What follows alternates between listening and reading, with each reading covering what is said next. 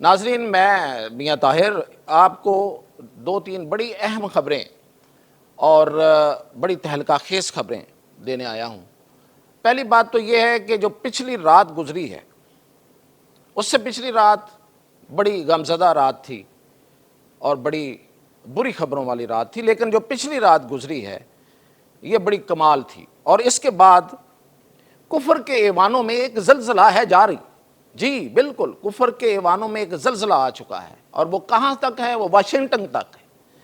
تل ابیب سے لے کے واشنگٹن تک ان ایوانوں میں ایک زلزلہ ہے۔ وہ کیسے ہے یہ بتاؤں گا، اور یہ سب کچھ ہوا کیسے، یہ ممکن کیسے ہوا، یہ کیسے ایک رات میں کیسے کایا پلٹ گئی، ایک دن میں کیسے کایا پلٹ گئی، اور یہ کہ پھر جو اس کے پیچھے ہے وہ کون ہے، وہ کیوں چھپ کے مدد کر رہا ہے، اور آگے کیا ہوگا۔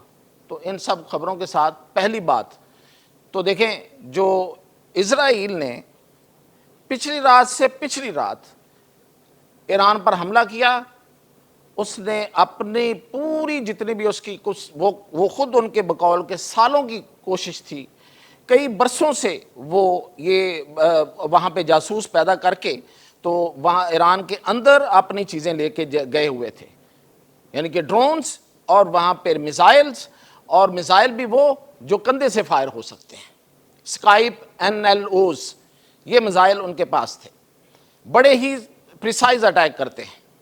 اور پھر یہ کہ سب سے بڑی بات، انہیں ایک ایک بندے کی پوزیشن کا پتہ تھا، اور ان پوزیشنز پہ انہوں نے فائر کیا۔ ایسے ہو نہیں سکتا، صرف یہ ہم اس چیز کے گواہ، ہم پاکستانی اس چیز کے گواہ ہیں کہ جب یہاں پہ امریکہ ڈرون حملے کرتا تھا اور اپنی مرضی کے ٹارگٹ کو نشانہ بناتا تھا، وہ کمرے کے اندر ہو، وہ گاڑی کے اندر ہو، یا وہ کہیں موو کر رہا ہو، ایون وہ چلتے ہوئے گاڑی کے اندر بھی، گاڑی چل رہی ہے تو اس کو نشانہ بنا دیتا تھا۔ اس کی وجہ صرف یہ ہے، وہ ٹیکنالوجی کی ایک ہی ریزن ہے اس کے پیچھے، وہ یہ ہے کہ وہاں پہ چپ لگی ہوتی تھی، وہ گائیڈڈ ہوتا تھا۔ وہ جیسے جیسے وہ اس بندے کے ساتھ یا اس گاڑی کے اندر یا اس کمرے کے اندر ایک چپ اگر لگی ہو تو میزائل نے اس کو فالو کرنا ہے۔ تو بالکل ایسے ہوا، اور ایران کی ٹاپ لیڈرشپ جو ہے اس کو انہوں نے قتل کر دیا۔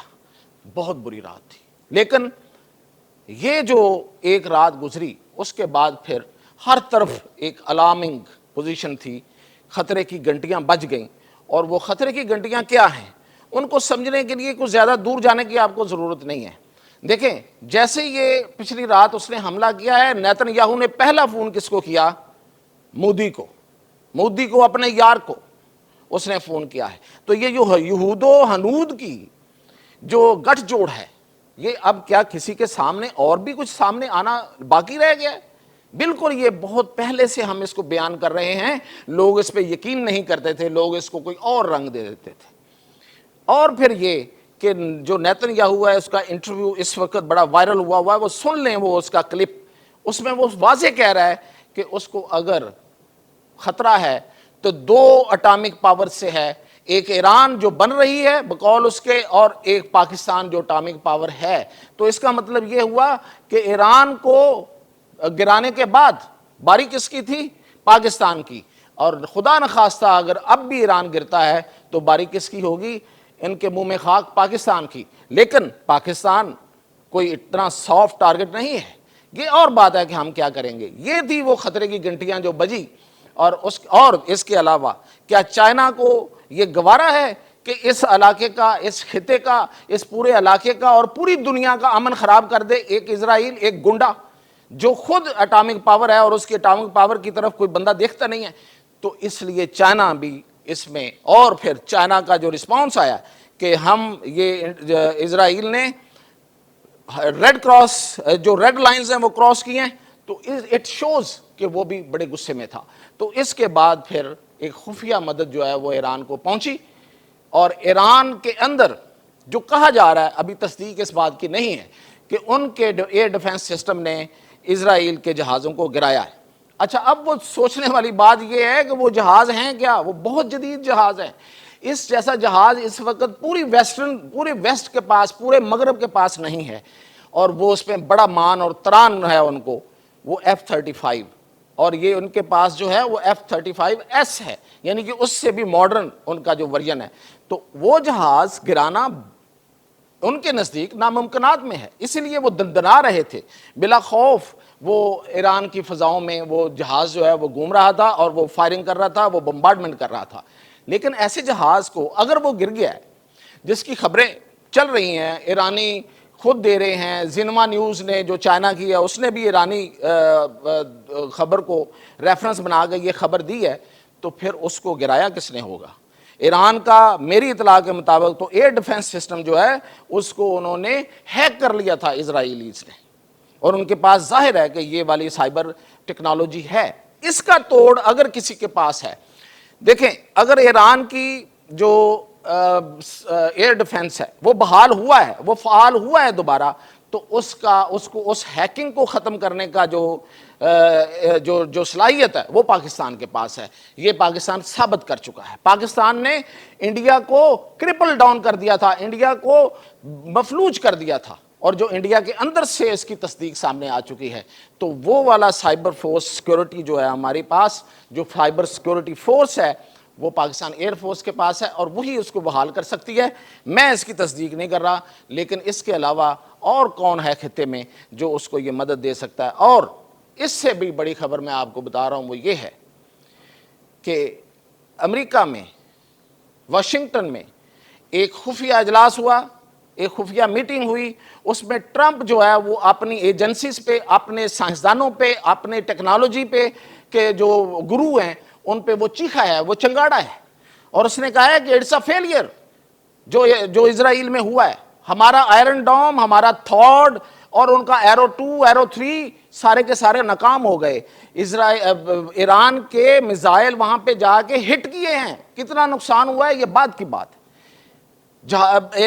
میزائل کا ہٹ کرنا سب سے بڑی بات ہے، اور اس پہ وہ اتنا پریشان ہے کہ اس نے کہا ہے کہ یہ ہمارا چین کے سامنے یہ ہمارا بہت بڑا فیلئر ہے. اور میں اس پہ بہت کچھ پہلے کہہ چکا ہوں اور آگے جا کے بھی آپ کو بتاؤں گا کہ اگر کبھی امریکہ اور چین کی ڈائریکٹ لڑائی ہوئی، کوئی جنگ ہوئی، تو اس میں امریکہ کی شکست جو ہے وہ لکھی جا چکی ہے، وہ ٹیکنالوجی کے لحاظ سے میں آپ کو بتاؤں گا. تو اس پہ ٹرمپ کا چیخنا اور پریشان ہونا بڑا نیچرل سی بات ہے، اور وہ چیخا ہے. اور یہ جو اس نظام کو، امریکہ کے اس آئرن ڈوم کو، اس تھاڈ کو، اس ایرو 2 ایرو 3 کو، ان کو ناکام کرنا یہ کسی کے بس کی روگ نہیں تھا، یہ ایران کے بس میں نہیں تھا، یہ کسی اور نے کیا ہے، کسی مددگار نے کیا ہے، کسی دوست نے کیا ہے. اور جو پاکستان کی طرف سے ریئیکشن آیا ہے، کتنا فرم آیا ہے، کتنا سٹرونگ آیا ہے. اتنا سٹرونگ ریئیکشن کسی ملک کا نہیں آیا.